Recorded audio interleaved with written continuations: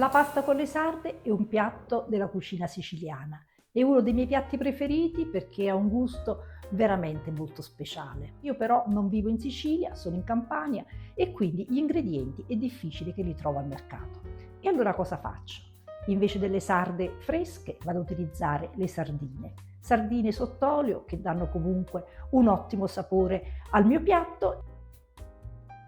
Non avendo il finocchietto possiamo utilizzare le barbe del finocchio, i semi di finocchio o, come faccio io, vado ad utilizzare l'aneto. L'aneto assomiglia un pochino al finocchio selvatico, per aumentarne il gusto andiamo a mettere anche dei semi di finocchio. Insomma, cerchiamo di industriarci per ricreare un piatto quanto più simile a quello originale. Tagliamo mezza cipolla a fettine molto sottili e una padellina sul fuoco. Andiamoci a mettere l'olio, questo è olio extravergine di oliva,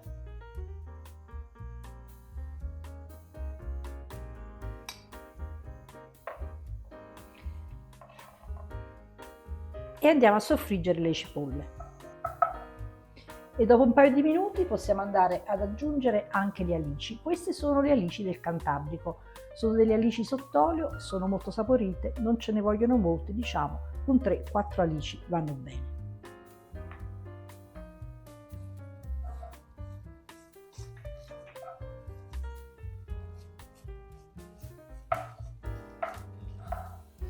E una volta che le alici si sono disfatte andiamo ad aggiungere anche le sarde.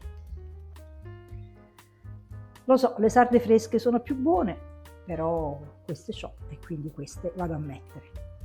Daranno comunque il sapore autentico a questo piatto. Aggiungiamo pochissimo sale.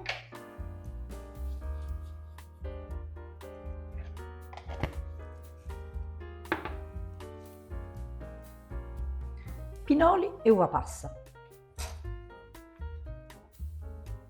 Io ci vado a mettere anche i semi di finocchio.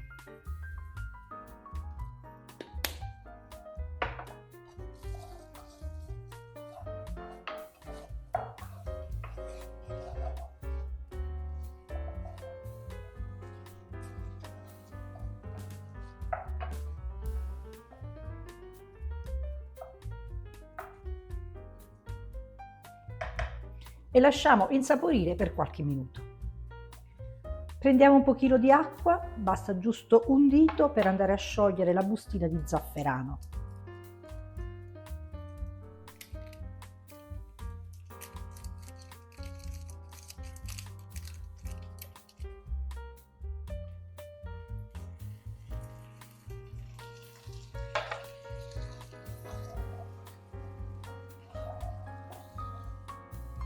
Non me ne vorranno i siciliani, ma io il finocchio selvatico non ce l'ho, quindi vado a mettere l'aneto. L'aneto è un'erba aromatica che ha un gusto che molto si avvicina al gusto del finocchietto selvatico.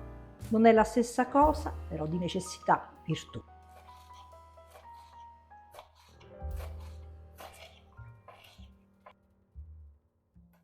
E lo andiamo ad aggiungere nella padella.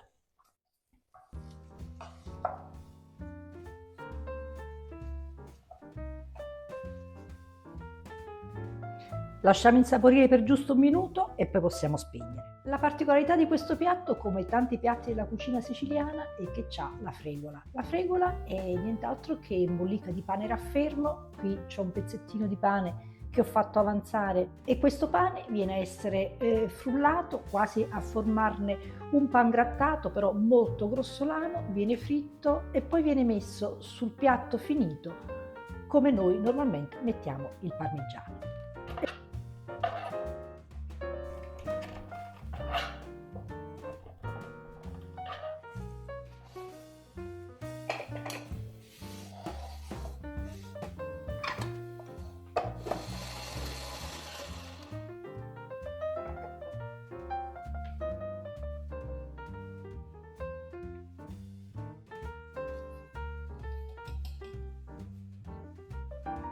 Mettiamo un pizzico di sale e aggiungiamo anche dell'aglio schiacciato. Ho messo sul fuoco una pentola con acqua debolmente salata e intanto che va a bollore ci andiamo a mettere anche il resto dell'ameto. E questo servirà a dare un sapore ancora più intenso al nostro piatto. La fregola è pronta, guardate che bel colore dorato. Il condimento con le sarde è anche pronto e non ci resta che buttare la pasta.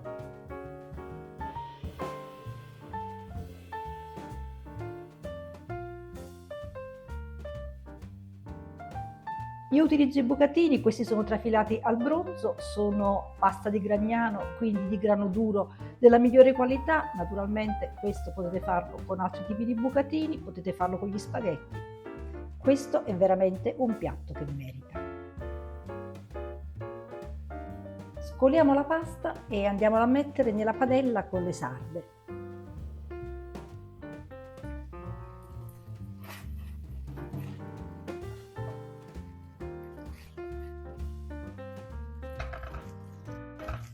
Va bene così, una bella girata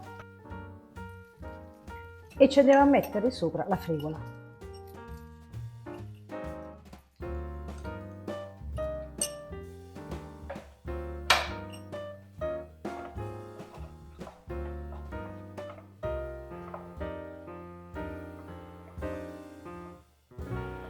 Ed ecco pronta la pasta con le sarde alla siciliana.